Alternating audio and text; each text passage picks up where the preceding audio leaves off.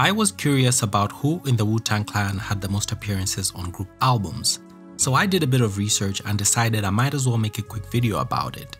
The projects I included are 36 Chambers, Wu-Tang Forever, The W, Iron Flag, 8 Diagrams, and A Better Tomorrow.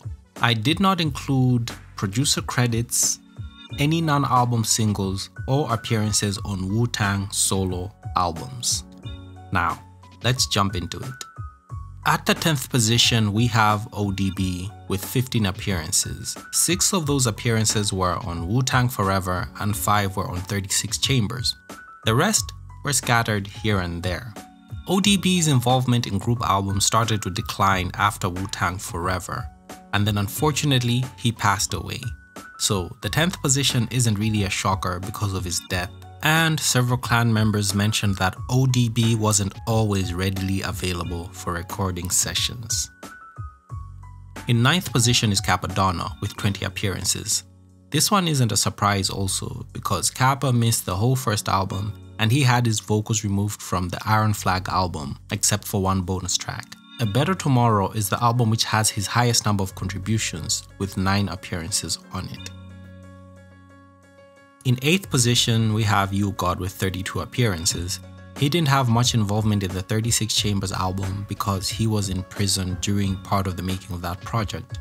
The most appearances he made on a group album were 10, which were on Wu-Tang Forever. At the 7th position is Jizza with 35 appearances. He, in my opinion, has the best enunciation of words and clarity in the clan, but I digress. He made 7 appearances on both 36 Chambers and Wu-Tang Forever, which is the most for him on a group project. The W is the album on which he had the least appearances, with only 4. In 6th place is Master Killer, who has 37 appearances total.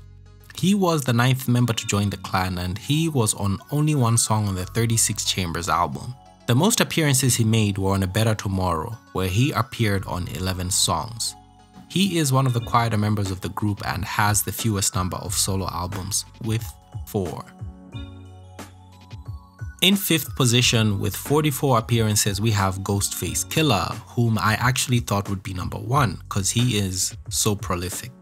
His highest number of appearances on a single album is 12, which was on Wu-Tang Forever, and the lowest is 4 on 8 Diagrams. In 4th position, we have Inspector Deck with 46 appearances. Deck is often praised as one of the best at starting off a song due to many of his acclaimed verses. For a long time, he was one of the lesser known members, but I think he really came into his own when he formed Czarface. His largest number of appearances on a clan album were on Wu-Tang Forever, where he showed up 9 times. The least was on 8 Diagrams, on which he appeared 6 times. So now we get to the top 3. One of the 3 names surprised me, because as I said before, I expected Ghostface to be one of them. The name that surprised me is RZA, who is in 3rd position with 53 appearances. He appeared on 14 tracks on Wu-Tang Forever, which is the highest on a single album, and 5 on the W, which is his lowest. I guess it shouldn't come as a surprise though, because he produced the majority of the Wu-Tang projects, so he's pretty much always there to write verses. In the 2nd position, we have Method Man with 55 appearances. 14 of those were on Wu-Tang Forever, and 11 were on 8 Diagrams, and another 11 were on A Better Tomorrow. The rest were scattered on the other albums. In an old interview on Vlad TV, Raekwon once mentioned that Meth had the most passion for Wu-Tang. If the number of appearances is anything to go by, then I guess Ray's argument was very well founded.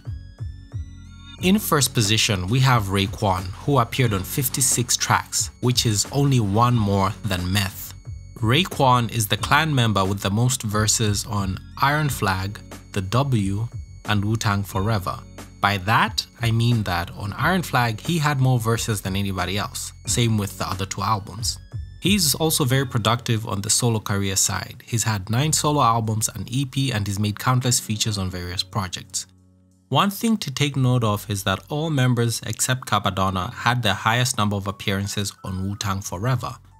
Obviously, that is because it was a double album, so there were more songs for people to appear on.